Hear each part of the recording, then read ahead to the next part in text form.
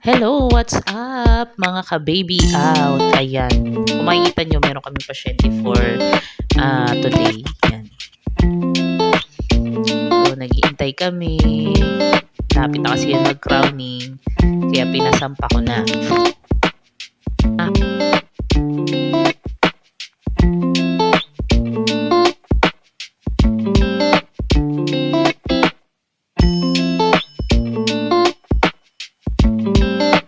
Alam nyo, medyo sinayawan ko na nga yung pasyente dyan. Kasi ang tagal as in. Ayan, imuyo ko pa ako dyan. Tapos natutulog na yung baby niya, OMG. Kakaloka.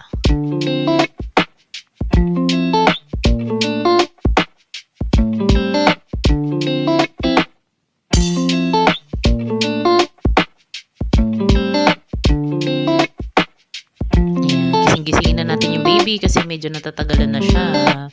Dapat kanina pa yan crowning. Medyo pinas forward ko na to mga mami, pero alam mo ba yun na halos mag 1 hour mahigit na kami nandyan.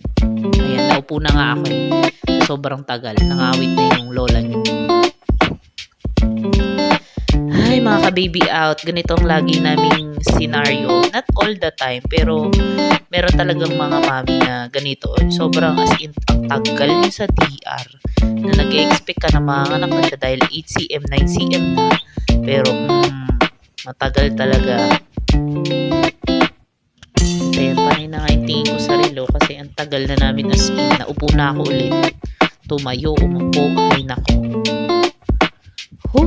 Grabe na to. Sige, sayaw-sayaw. Ayan. Inaya ko pang mag-TikTok yung mami niya ngayon.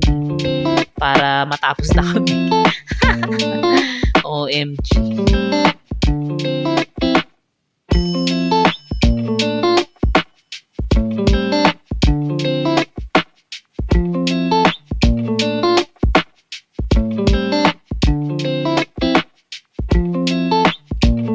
Na nga, naupo na ako ulit. Ay, nako.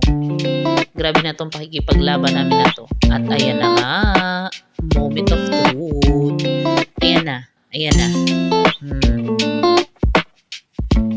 Gretchen! Bumaba ka! Ibaba mo! Sige! Ay! Diyos ko, nakatali na. Be! Umili ka pa! Huwag may iba sa bata!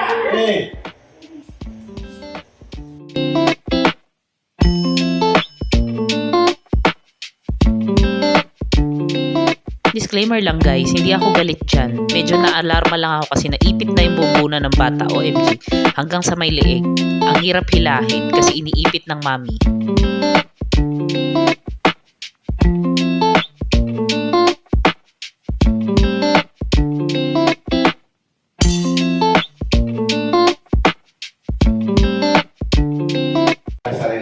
Wala na ha. Wala na i-direct. Hi, baby! Ay! Oh, thank you, Lord. Amen. Inday. Open mo, Inday. Okay lang. Wala lang sakit dyan. Linisan lang. Okay lang. Galing mo pala umari eh. Dagdag pa tayo isa. Aray ko. Lintek! Nasa pang katuloy. Malay na tayo. Hindi nyo naman lagi si Kara nito. Ganun din pag natin Kara. Wala tayo bukas. Piste! Hindi. May isa pa. O, tama na yan. Sige na. Kalma na. Sige, kalma na. Sige. Sige na, pag-imayan na lang bata. Oo, bakit? Hello. Wow! Uy. Try naman yan. Uy. Oo! Naka muna sa nanay mo. Uy, Uy, ba't mo pa? Tagayin mo muna, Inday. Lumabas na, Inday. Wala na, lumabas na. Ayun! Opo! Opo! Ang dami ng tinahin. Ayan! Lalaki. Lalaki! Yes. Nice! Tingnan mo nga ang cellphone ko. Ang oras. Para ano na. Nasa part na nga na yun, hindi namin alam yung oras kasi nag-stop ang oras sa DR, OMG. Sira na naman. Pero natawa talaga ako doon sa sinabi ng asawa niya. Yung sabi ni Mrs., hiwalay na daw sila. Ay nako, nasapok pa nga yung asawa niya. Ay nako. Yan talaga yung mga bloopers sa loob ng DR.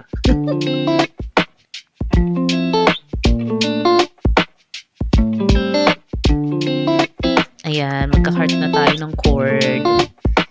Kasi magtatahi naman tayo. Medyo may konting laceration lang naman siya. Actually, ginupit ko talaga siya kasi naiipit ang ulo ng bata.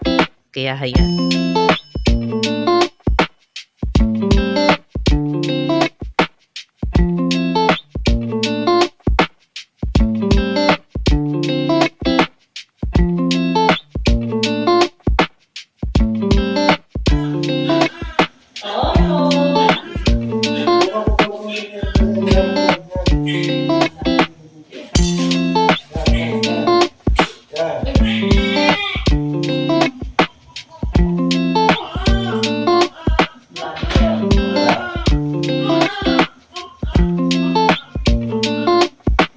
Sa parte na nga na yan, mga ka-baby out, medyo na-alarma ako kasi nagbi-bleeding talaga siya.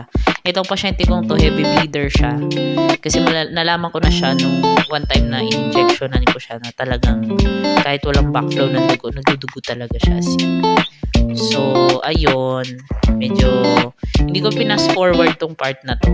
Pero mga ka-baby out, talagang medyo kabado na ang madrona nyo dyan. Kasi ang daming dugo na lumalabas sa kanya.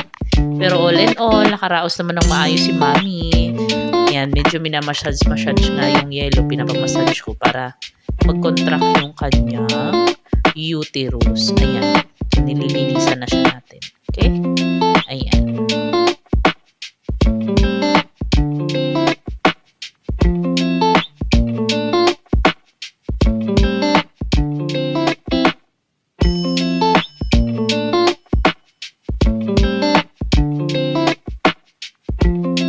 So, dito naman sa part na to, nagbibigay na ako ng pampaampad ng dugo. Ayan, para mabawas-bawasan yung pag-bleed ng mami natin. Ayan. So, mga ka-baby out, kung may imagine nyo, hindi lang tayo basta-basta nagpapaanak, no? Sa amin din ang gamot dyan. Lahat. Okay? Ayan. Linis-linis, kasama na yan.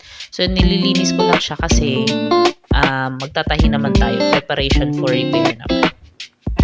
So, ayan. Naglalagay na ako ng anesthesia dyan sa part na yan. So, the latter part ng mga ng process natin ng pagre-repair, hindi ko na na-i-video mga ka-baby out kasi alam nyo naman, nagmamadali tayo. At wala na akong time mag-check ng phone. In-edit ko na to ng bonggang-bongga. So, ayun lang.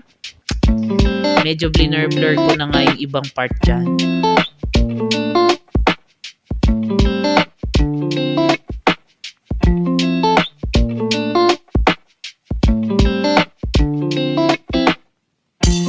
Matapos na tayong mag-anesthesia,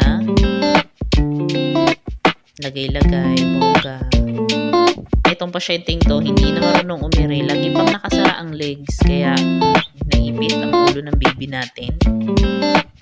Pero again, mga ka-baby out ha, mga mamshi, hindi po po galit. Hehe. Talagang sinabi ko lang kasi nawawalan ng lakas ang mami. Nakakatulog na. So, ayan.